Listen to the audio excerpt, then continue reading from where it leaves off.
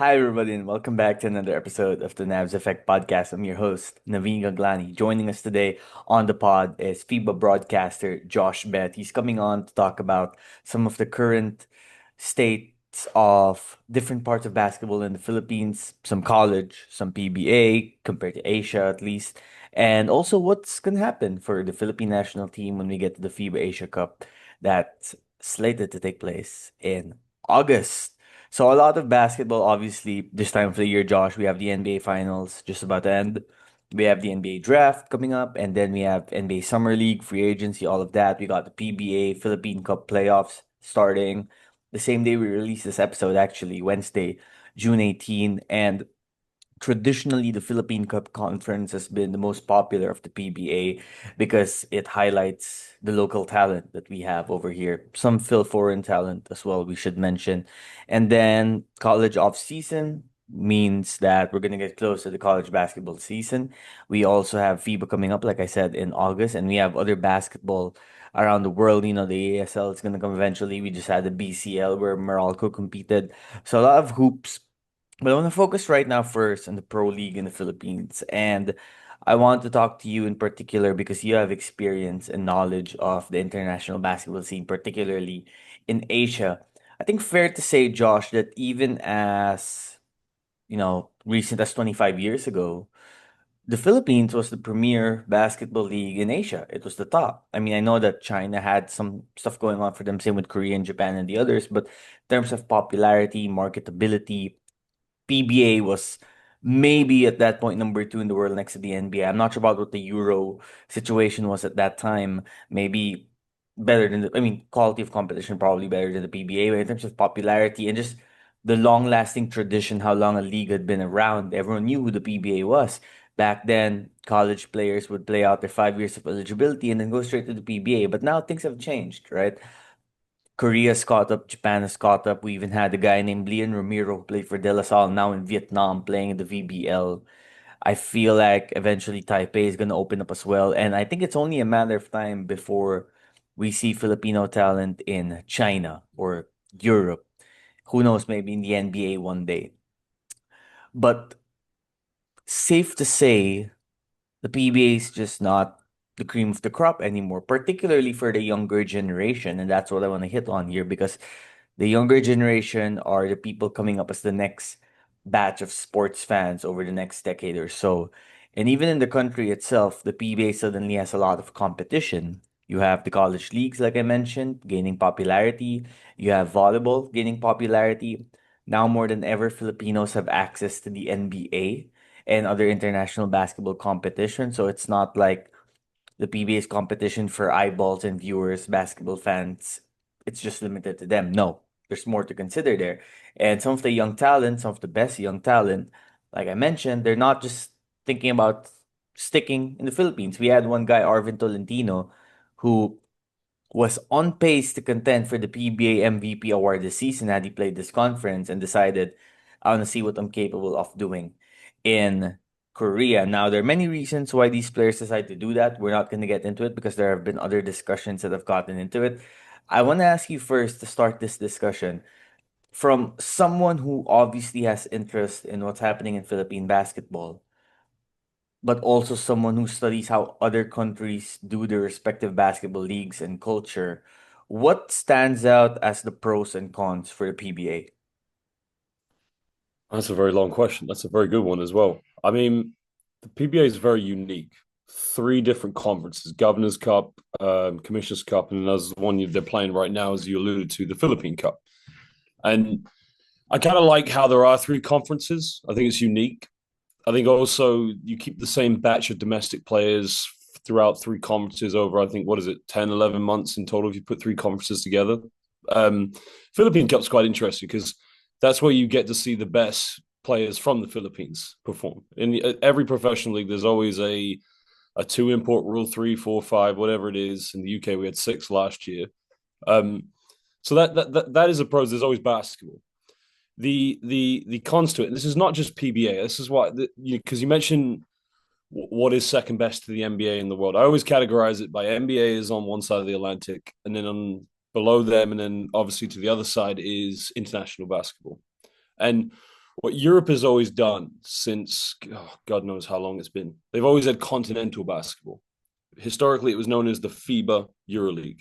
We had FIBA Courage Cup, FIBA Supporter Cup. We had FIBA Europe Cup come into place in 2015, and we had BCL. Now, yes, there's also EuroLeague that works independently, but there's always been continental basketball. But FIBA's done a great job within FIBA Europe, I should say, has done a magnificent job of getting the best teams from every domestic league to compete. And that's how you make basketball more competitive. That's how you improve the pathway for younger players. Asia has everything it needs. It just hasn't in historically. Look, FIBA Asia Champions Cup is the BCL when it came in 1981, but it hasn't had the consistency of countries put their best teams. I think it was only like 2017 maybe when teams from the East, Chinese Taipei, Philippines, Japan, Korea, China as well. China's historically had their role in the FIBA Asia Champions Cup, but they've now started to melt into the pot at the moment. And what this is doing is this is allowing the best from all those countries go up against the best from the West. Because FIBA Asia Champions Cup was always predominantly played by teams from the West of Asia, the Gulf of Asia, South of Asia. Now what we have is we have teams from all across the continent. Now it's a big continent. You know, it's pretty hard to play a midweek game if you're coming from Beirut, Lebanon, and fly all the way to Tokyo. I mean, I don't even know how long a flight that is, but that's a long, long flight to go. Whereas if you're a midweek game, say in Europe, and you're in France and you need to fly down to Belgrade, it's only about an hour and a half probably. So the convenience in Europe is slightly easier. But with going back to what you're saying, the cons of the PBA, this is not just towards the PBA, is that we need more of this. We need more continental basketball. We need to see the best from the who wins the Commissioners Cup or the Governors Cup or the Philippine Cup to go up against the B League champions. So, and by doing so, it improves the level of competition. And I'm not saying look, the East Asia Super League is a good idea in the sense you've got the best from that region, but it's only that region. You know, you have to get the whole entire region involved, and that's what BCL Asia is doing at the moment. The plan is now we have the tournament at the end of everyone's domestic season because it's the only time we can fit the competition in.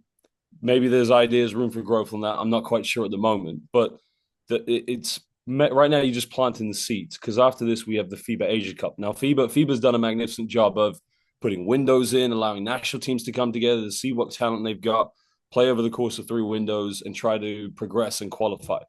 So I think instead of just pinpointing at the PBA, you got to look at it collectively from a macro perspective that we need all the best teams from the entire region to compete against each other.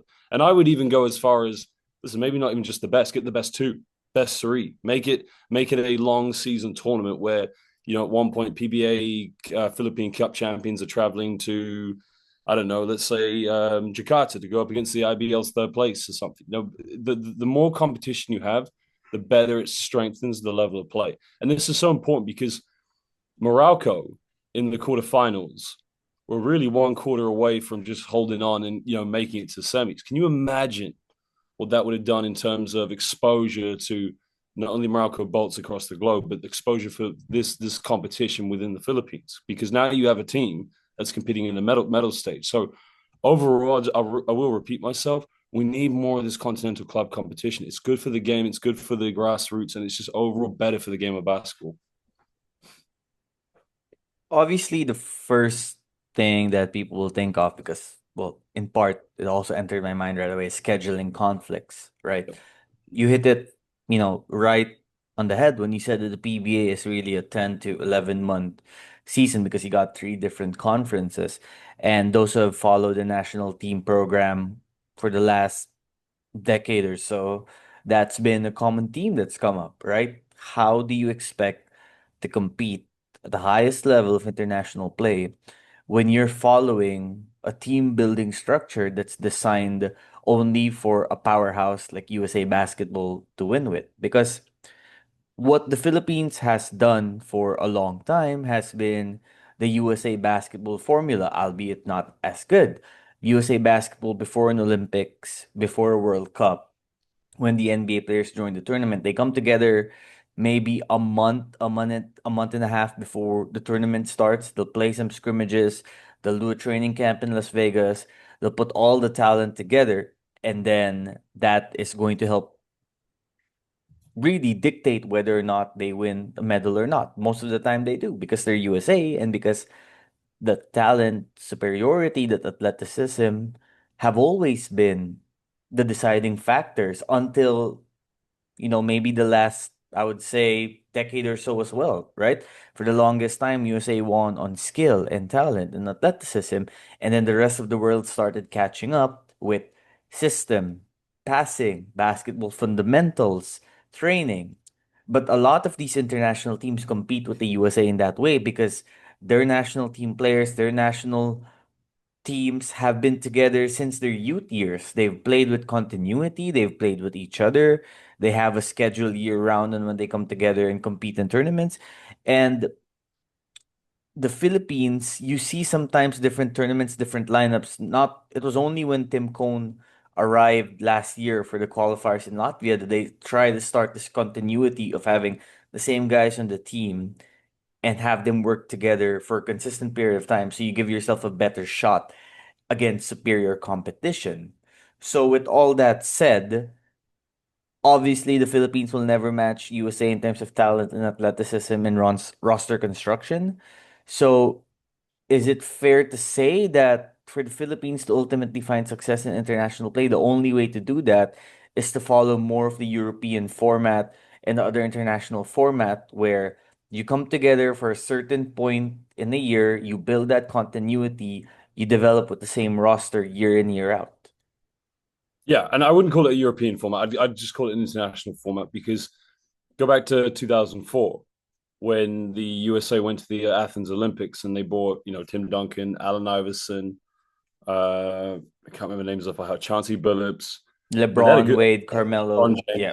Granted, they were much younger, but the fact is they went from playing NBA to international rules, and they Mm-mm. lost against Puerto Rico, who were a very good unknown team at the time. I remember meeting Carlos Arroyo in Manila that summer. We were there at the World Cup, and we had a long conversation about it. And I think the most iconic moment of that game is when he made that pass in transition, and you almost saw Amari Stoudemire do the splits. But the thing is that you're right in what you're saying because and the reason I say it's international because for quite a while we had Argentina at the top. They won the Olympics that summer. Then Spain won the Basketball World Cup in 2006, and that was a wake up call for the USA, the Redeem team. They made that documentary where that time you saw them saying, okay, we need to put the strongest team together.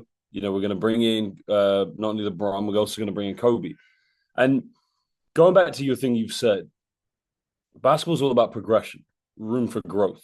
You know, and I think if you go back to 1987 when Greece started the basketball revolution, when Papas Giannakis and the great Nikos Gilas won the Eurobasket for the first time against the USSR, I don't think anybody in their wildest dreams would have imagined one day we could be able to compete with the USA, like you just alluded to with the Philippines. Well, fast forward the clock about 19 years later. I think it's 19. No, no, no, no.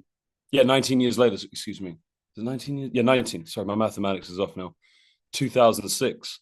Theo Papaloukas, Dimitris Diamantidis, Lazarus Papadopoulos, Nikos Chatchivretis, Nikos Zizis. These are names that you've probably never heard of because they haven't played in the NBA. But along with Vasilis Spanoulis, Sofo, Baby Shaq, they defeated LeBron James, Carmelo Anthony, Chris Paul, Dwayne Wade, Dwight Howard at the 2006 World Championship.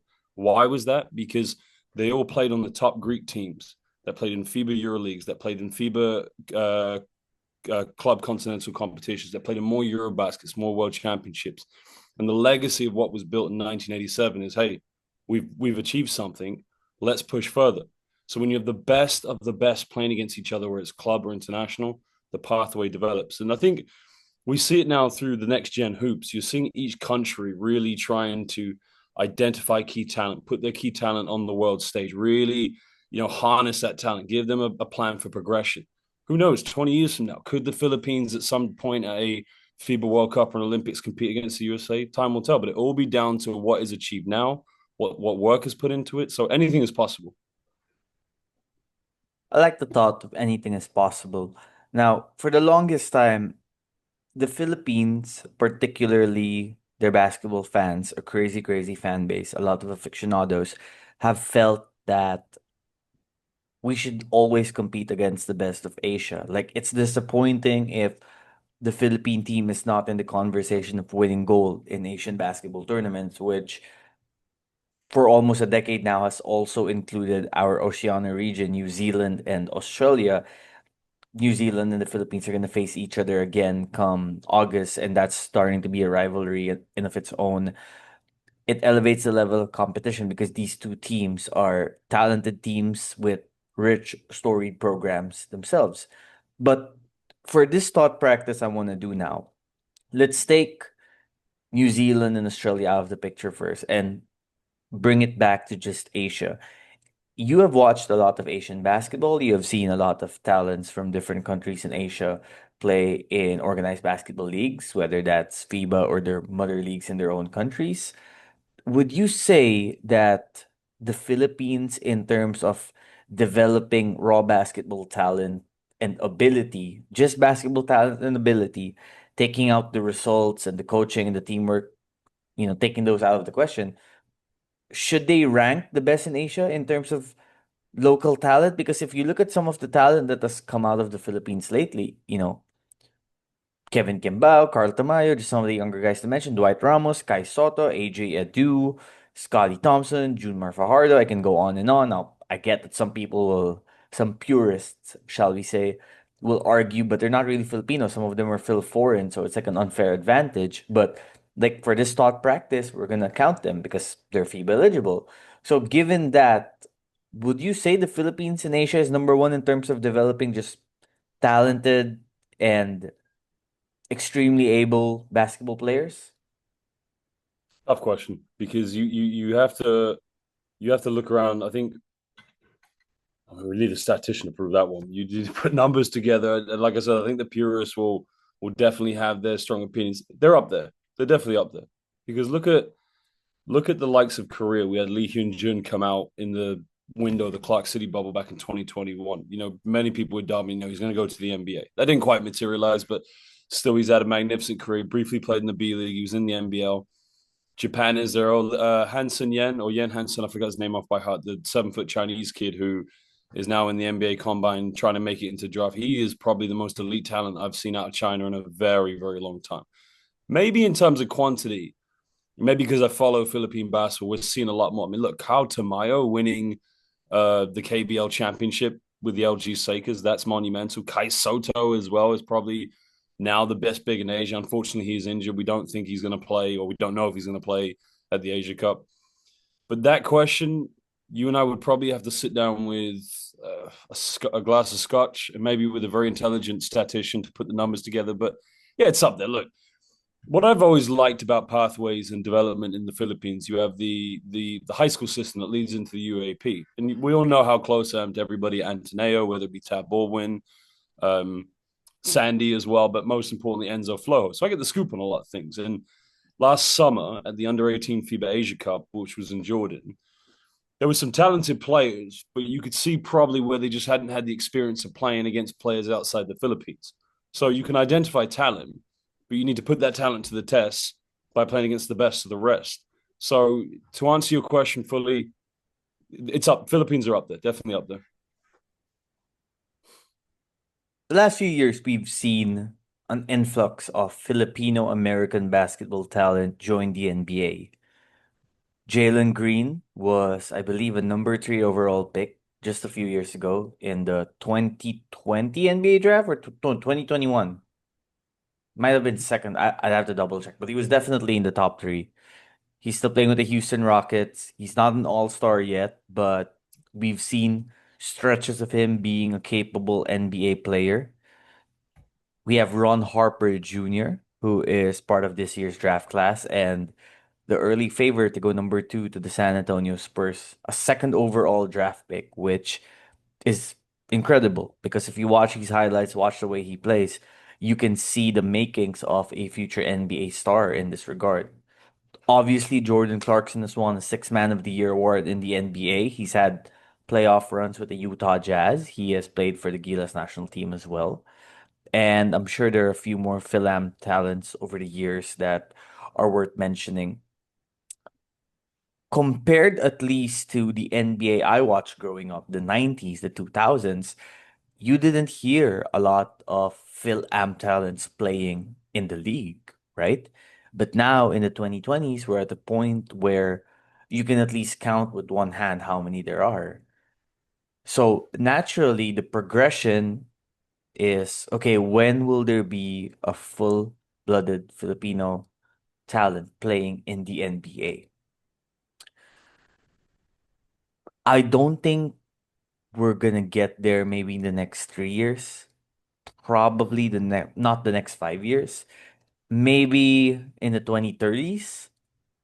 But I feel like it's gonna get there eventually. And that speaks of the love for the game that Filipinos have, the international connections that people in the Philippines now have to basketball leagues where they can learn more. Here in the country, you're seeing more skills trainers, PTs, and you're seeing more people study the game from an analytical perspective or more from a film viewing perspective. Coaching is getting smarter as well. So, do you agree with me that it's only a matter of time when we see a full-blooded Filipino in the NBA?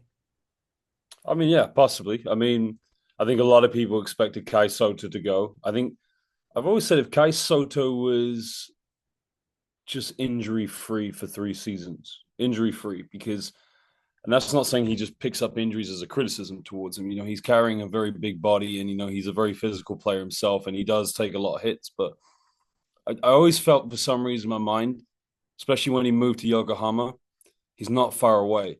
But unfortunately, when he went to Koshigai, another injury happened. It's unfortunately another setback for him. But look, I mean, we can talk about the setups, we can talk about the pathways, we can talk about areas that need to improve. If you really want to build a homegrown player from any country to make it to an elite level as possible, you always need to go up against the best of the rest. And you could have a kid from Cebu one day who's probably as good as Japan's Yuta Tabuse, who's probably explosively quick. But if this kid is only playing against the best within the Philippines, that's great. I mean, that's not bad at all. But if you're trying to get to the Mount Olympus, which I guess many people in the Philippines would say is the NBA, where is that kid getting challenged outside of the Philippines? Where is he getting challenged outside of Asia? I think if whenever you look at a prospect, whether it's in Central South America or if it's in Europe or if it's in Africa, you always find these elite talented players. But to really test themselves, you've always got to go up against people outside of your borders, and that's how you improve. If there are no challenges, then how do you get better? And I think that goes for anybody in any job. If you're content in being the same and comfortable where you are, fine. But if your target is I need to go above and beyond, then you need a further test to really put your talent and to really adjust and evaluate where that player is. It's funny you mentioned that too, because when you look at the national team mainstays over the last few years, there are guys who obviously play in the local league, the PBA, but a lot of these guys are also those who are currently playing abroad. You mentioned Carl Tamayo earlier winning the KBL title with LG. He has been in the national team program since Cone took over, and his experience includes the Japan B League and the KBL, and I feel like he'll be in the KBL for a while. Kevin Kembao, one of the young stars on the rise, played with Sono last year, and he's currently trying to make it to the NBA Summer League for maybe a chance to chase his dream of becoming an NBA player. Ray Parks is a guy who just re-signed in the B League. Kai Soto, we mentioned, he is in the B League recovering from injury, and we wish him all the best. AJ Edu just transferred teams. He is in the B League, which is great because when you bring in these guys, the national team who have experience playing against some of the Korean foes, the Japanese foes, there's just a familiarity there that you can't always garner by watching game tape, right? There are habits and certain movements and certain tendencies that you can only pick up when you're surrounded by these players every day and you go up against them in practice and games often, that no matter how much game tape you watch, you just cannot prepare for. I agreed on that one. Yeah, I mean it's almost like a cycle if you think as well when you go through the same things, and it is what it is at the end of the day. And yeah, Okay, let's go to the Philippines' group B for the FIBA Asia Cup. New Zealand, Philippines, Chinese Taipei, and Hong Kong. Now, so far in the qualifiers, 5-1 for New Zealand, 4-2 for the Philippines. Chinese Taipei is 3-3, and Hong Kong is 0-6. In their last two games, the Philippines lost both times on the road to Chinese Taipei, who looked better and won their first game against the Philippines in 12 years, actually, when they beat the national team. And also New Zealand team that came close to beating the Philippines in Manila late last year when they were the road team and wound up getting the job done on their own home floor, blowing out the Philippine national team. We should note both games Kaisoto did not play. Kaisoto was humongous, literally, figuratively on the stat sheet when the Philippines beat New Zealand, and that was also Hong Kong the last time they had home games. And his absence, particularly production in the paint, offensive rebounding, those were sorely missed in the Philippines' last two losses. Now, we're assuming Justin Brownley is going to play with the national team as the naturalized player. And given what we have heard from Coach Tim Cohn in the Gilas program the last year, they want to keep the same core. They want to build continuity. There has been criticism as of late with Cohn maybe expanding his pool a little bit to add more depth. We'll see what happens there. How do you gauge the Philippines' chances in August? Well, Soto, if he doesn't play, is a massive loss, massive, massive loss. And I think if he was to be healthy, that's a semi-final team in my mind. Because as we saw them in the FIBA Asia Cup qualifiers, specifically the game against New Zealand, where Kai was more than just he was a threat on both ends of the floor, offensively and defensively. And there's always been criticism about him being not physical enough. He's physical. He doesn't get pushed around. And he's not just out there to fight you. He's basketball physical. He's intelligent. He knows how to score. He knows how to protect the rim. So without him, you're going to need, somebody to play alongside Juma Fajardo at that five spot. Who you pick, I'm not quite sure. Do you bring in a backup big like Raymond Almazan, who just recently played for Morocco? That's tough. Brownley will obviously be imperative because, he's a scorer. But in that group, it's a tough group because you have New Zealand. We saw the second game against New Zealand on the road in the Asia Cup qualifiers, where Gilas played very competitive in the second half. Had they come out like that in the first half, it could have been very different. But that's always a tough one. It's a what if game.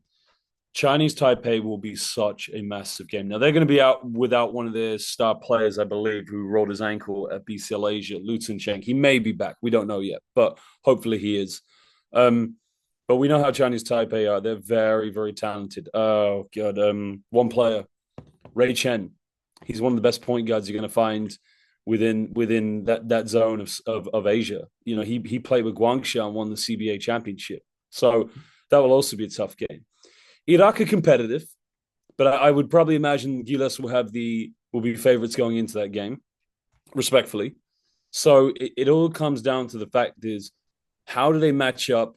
How do they go up against New Zealand? I think one thing they need to do a better job of that we didn't see in the second game in the opening quarter is you can't give New Zealand too many high percentage looks on the perimeter, whether they come off ball screens from curl screens. You've got to defend, bump switch, whatever.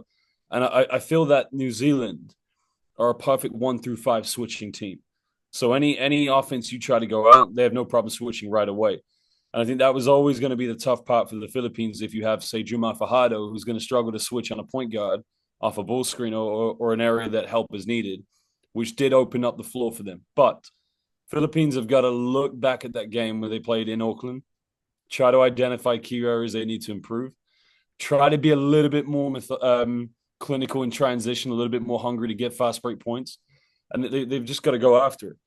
The Chinese Taipei game, they really just need to evaluate as well the backcourt, because the backcourt for Chinese Taipei is so complicated to defend. They are just so lethal. They're so good at moving the ball, but they are so disciplined as well. And defensively, Chinese Taipei, they get up right in your face. So that will be a very tough game as well. We'll see. I think it should be a good group, but I won't be calling it. I won't be in Saudi Arabia. I'll be getting ready to go to Angola for the AfroBasket, but I will be watching very, very closely. Yeah, just a quick correction. I should have said Iraq instead of Hong Kong in Group D, rather. of the 2025 FIBA Asia Cup, where the Philippines is along with Chinese Taipei and New Zealand. So I'm looking at the bracket format now. Each group has four teams. The top placing group ends up advancing directly to the quarterfinals. Second and third ranked teams take place in a knockout playoff style setup, while the last place team will be eliminated with all due respect to Iraq, like Josh just said. I feel like they'll be the team that's eliminated after the first round of competition. How essential is it for the Philippines to top that group so that they can advance to the quarterfinals? I mean, obviously, if you had the choice of whether or not to make it straight to the quarters instead of having to earn your spot in the playoff, you would take that. But in this case, is it, given the level of competition they're playing, is it extra essential? And also because, like we've mentioned, they're not going to be as deep in the front court without Soto. Oh, absolutely. Go back to the warm up game Philippines played last summer before the OQT. There's an infamous timeout called by Tim Cohn, and this kind of exemplifies the second game against New Zealand because they came out so much better in the second half. But Cohn said a year ago, it went all over social media in the timeout. You can't play the way you want to play. That's just the quote I remember him saying. And I think what we've seen historically in some competitions with the Philippines, whether it was the 2019 World Cup, the 2020 20 was it 2020? I can't remember. 2022 Asia Cup as well. They have their strengths and advantages. But when I always found that when they would go on the back hill midway through a game, either a team would go on a 10-0 run, you'd see the collapse basically, right? You'd see, and we saw this at the World Cup actually, funny enough, as well, a few times. When the momentum is there, they're flying with confidence. But when an opponent makes a run, it's almost like everybody freezes. You know, there wasn't quite enough calm in to manage the storm. And I think that's what Cohn was saying. That listen, when we're out there, regardless whether we're up 10, down 10, or the opponent's on a run, we need to play the structure that we have. We need to make sure we go through our principles. And I think we saw that in the second half against New Zealand. We saw them play with a little bit more stability, a little bit more open space in the half court sets, and defensively, so much more discipline. You know, not picking up unnecessary fouls, not reaching or giving away any poor fouls and putting New Zealand into the penalty. So you've got to look at these three games. I'll say respectfully, three games. You've got to identify how you want to approach it, how you want to defend, where are you going to be able to make life difficult for them offensively, where are you going to have the advantage. So if he has the structure that he wants, whether it be the triangle offense, whether it be a very high pick and roll game, whether it be transition, they've got to stick in every game and read what the defense gives them. It can't be a case of, oh, you know, they're on a 10-0 run quickly, get the ball inbound, let's pull up for a quick three. Play the international game. Play with your structure, believe in yourselves, believe in your teammates, your coaches, and you know, who's not to say they can't finish in the top place now. Absolutely. Absolutely. I'll ask you one question here. Given the roster we've seen from the Philippines so far, given the injury to Kai, if you had to pick the best five lineup in a close late game situation against their Asian foes in the Asia Cup, which five guys do you think would make for the best unit? Well, I may have a differing opinion, and I'm not quite sure. I'd maybe want to get into trouble, but I'll still do it anyway. I've always said the point guard that I felt should really be given the opportunity was SJ Bellinger. Now I know everybody watching this is going to say, "Oh, well, you're just saying that because the infamous 3 pointer." No, I've watched SJ a few times in the KBL, and I would say he's a very calm, composed point guard. At least he should be in the lineup. Maybe not in the starting lineup, but I've always said he should be there. I always felt that Renzo Bando was imperative as well because where Renz specifically was crucial to the Philippines in the World Cup was he was just a menace on defense. He could pick up point guards full court. He could heckle them. Offensively, there are a few limitations to his game, but those can be improved over time. So I've always said those two really should be in the key back. Obviously, you need Kyle Tamao. Kyle Tamao is your three stretch four. Probably most likely going to be a three if you've got Justin Brownley out there. And then, you know, unfortunately, without Kai, well, you've got to go with Kraken. You have to go with the big man. You have to go with Juma.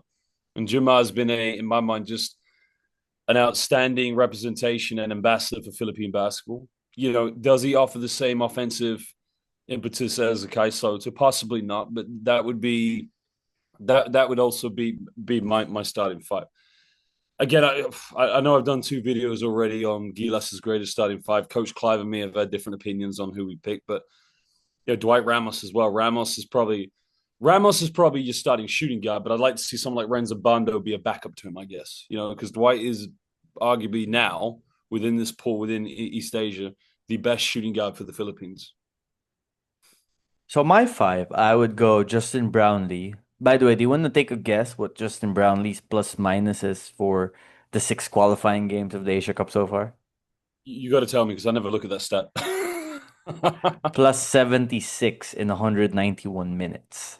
So This was in the qualifiers, or yeah, the qualifiers. okay, Ironically, not the highest in the team. The highest is Chris Newsom at 105 in yep. 133 minutes, and Kai Soto plus 93 in 100 minutes. But Brownlee would be in my five. I would put Carl Tamayo there. I like big, long front lines. I would put the two of them with AJ Edu. So that's where you and I differ. I go Edu over Junmar just because I think that Edu's style of play fits the international play more than Junmar's. I mean, whenever Junmar was on the court and New Zealand had their five out offense, it was bad. It was bad for the Philippine national team. I'd contest that because I'd agree with you defensively, and all you need to do is speak to Carl Anthony Towns. Carl Anthony Towns would say that AJ Edu was probably the toughest defender he went up against in the World Cup, and you're right. Edu is actually able to hedge against a quick guard, recover, maybe even switch, something Junmar isn't able to do. With Junmar, offensively, what he just offers is that very traditional back to the basket post up, and Mm. you can But get see, buckets. But that's why I like him better off the bench because you bring him in for maybe 12 minute spell, tell him, okay, we need to slow things down, get the ball in the post, and then once yeah, other I team mean, starts, yeah. you could go either. I hope you're going to clip this part where we're having a debate that like who's going to be put this on Instagram. I like this, but the thing is, with me, I always follow what my dad says. Get points in the paint early. Because by getting points in the paint early, you make the defense crash. You make the collapse basically. So at some point, if he has got an advantage, and we did see he had an advantage against some of the post players from New Zealand, which then is going to have to make closest wing player, other post player come and collapse. At that point, you've made the defense shift. You've made them move. Someone's got to be free on the perimeter. And you're right in what you're saying. Edu is definitely more valuable to Gilas's front court in terms of his overall. I like to call it an insurance policy. He's a rim protector, but we can agree to disagree. You're probably right. I'll have to buy you a beer on that one. And my other two would be Chris Newsom and Dwight Ramos. I like having big, long backcourt and front court, particularly in FIBA, where I feel like the floor shrinks more than it does in the NBA when it comes to the There's spacing there's one and thing, right? whatnot. There's one thing with Yeah. Newsom. One thing, right? I love his game. Offensively, he's brilliant, right? He's a leader. He's a floor general, and he's a hell of a nice guy too, right? He is the a coach's dream for any team. The thing is, and this is probably where I go back to your question: PBA versus international basketball. He has the propensity, not always, sometimes, to get into foul trouble very quickly. And the reason I'm making this point is whether it was for Morocco at BCL Asia or whether it be for Gilas, he's too good of a player to be fouled out or on the bench. They need him on the floor. My only thing is come Asia Cup, if he can go the first two quarters without picking up more than a foul, that's great for Gilas. But Morocco, I think he had three fouls. I don't know if it was by second quarter or first quarter. He ended up fouling out in the first game when they lost to Shabab Al Ahly. Now, he did improve in the game against Brex where they won, but he's got to adapt to the international game because we know the PBA is a very aggressive, very physical league. Those kind of fouls, they don't go in international basketball. Well, we'll see how Chris does. It's going to be a big tournament, and I feel like he'll have a lot of responsibilities. And I'm excited to see how he and the rest of the team plays. Josh, thank you so much for your time, man. It's been great having you talking basketball. Anything you want to share that you've got coming up before we let you go here? Yeah, I'm leaving tonight. I'm going to I've just come back from Dubai. BCL Asia East was phenomenal. We after BCL Europe was done, I'm back in London now, but everyone knows, well, not everyone. Some people may know that I'm based in Vietnam as we have our baby now. We get support from the Vietnamese family. But when BCL Europe was done, which I was doing remotely, we started BCL Asia East. It was the qualifier to get two best teams to BCL Asia. We had 8 teams, 2 groups, 24 games, 5 windows. And I ended up being able to not work remote, but travel to Taipei, see all 8 teams, travel to Mongolia twice. And in the final tournament, it was an amazing experience. We were at the Coca-Cola Arena for the final. And I'm now home for a day.